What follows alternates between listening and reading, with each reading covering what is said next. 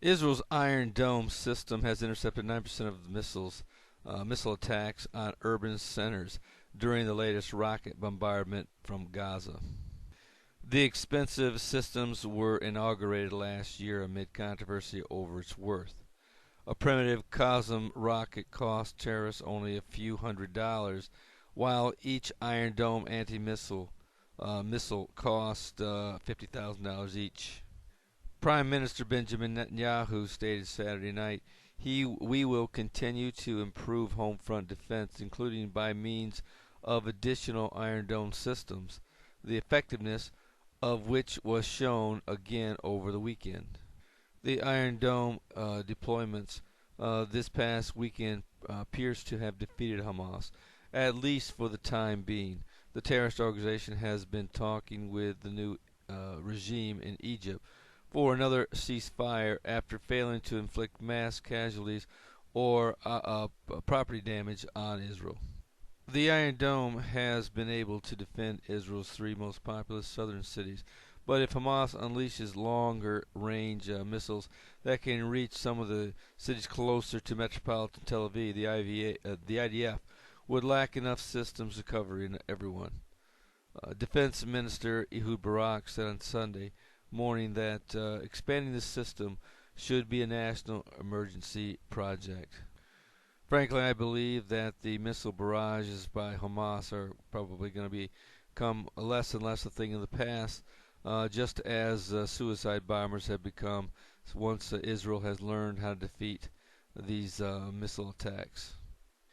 I don't know if it'll ever get to the point where Hamas or Hezbollah become a non-issue, especially with Hezbollah's 40 to 50,000 missiles that they have, but it could lessen the sting of a missile attack by both the terrorist groups.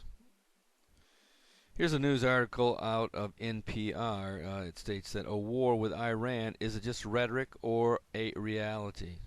This is the article I really wanted to touch on. That is, in recent weeks and days, the divisions over how to deal with Iran and its nuclear program have sharpened. The only undisputed fact is that Iran is developing a nuclear energy program, but after that, things get murky. Israel and some European countries believe Iran is moving toward a nuclear weapons program, but U.S. intelligence agencies disagree.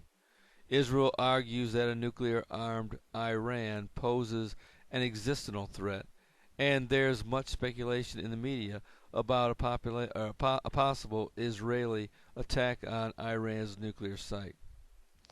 Are we headed toward a self-fulfilling prophecy, or is some of it strategic bluster designed to spook Iran? Several former and current leaders of Israel's military intelligence establishment have come out to warn against an attack on Iran. Ephraim Halevi led Israel's National Security Council and Mossad, Israel's national intelligence agency, from 1998 to 2002.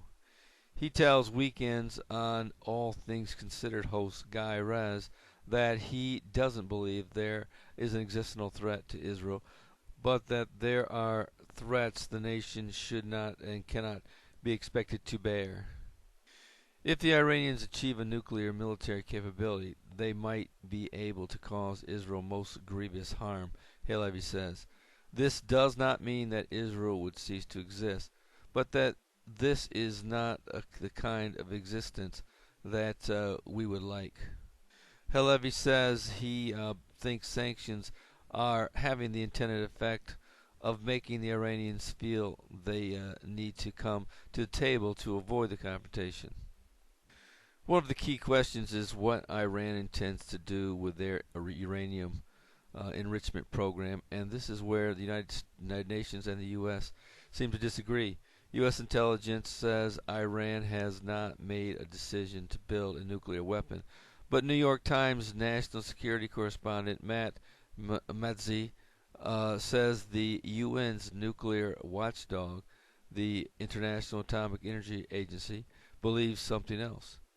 Their body language and some of their public statements seem to lean in the direction that they think Iran is certainly proceeding in the direction of building a bomb, Mazzetti tells Raz, though it appears everyone is working from the same set of facts and drawing slightly different conclusions, Mazzetti says the certainty with which U.S. officials have stated that they do not believe Iran has decided to build a nuclear weapon hints at some inside knowledge. Some critics have attributed the caution to not wanting a repeat of the failure in Iraq in 2003, Mazzotti says. And of course, the media has played a big role in making a war with Iran seem inevitable. Stephen Waite, a professor of international affairs at Harvard's Kennedy School of Government, says the media coverage in general has been simplistic and in some ways rather disappointing.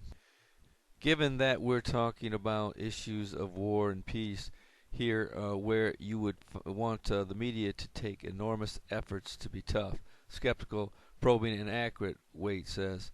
Instead, they have contributed to a certain war frenzy that in some ways came out of nowhere.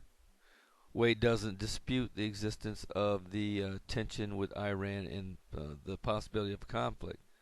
But he does say the media has a responsibility to probe the motives behind some of the discussions about Iran and look more carefully at the claims being made. People who oppose military action now would argue that even if Iran did get a nuclear weapon, it is not a very militarily powerful nation, he states. Israel has a sizable nuclear arsenal and could retaliate if it were attacked. Wade doesn't believe the drumbeat of war with Iran in the media will lead to any sort of self-fulfilling prophecy, and says that ultimately the decision for war is a conscious choice. We're talking about a preventative war, an unprovoked war, he says. That's not a decision you get driven to by articles and op-eds. Ultimately, leaders in question have to make that choice, and that means they always have the option of deciding to pursue a different course. Frankly, I have to agree with Mr. Waite. I believe this is a media-driven war. Yes, do I believe that Iran is pursuing a nuclear weapons program? Absolutely. Whether or not they will actually produce a nuclear weapon in the very near future is still to be seen. I tend to believe that they are going to put the pieces together, and if needed, that they will assemble a nuclear weapon in a certain time frame. I don't believe that this war of media will turn out to be a war between Israel and Iran, though. I believe Israel's spending way too much time making visible the things that they plan on doing, such as purchasing bunker buster bombs, saying that they're going to attack just before the presidential elections, and so on and so forth.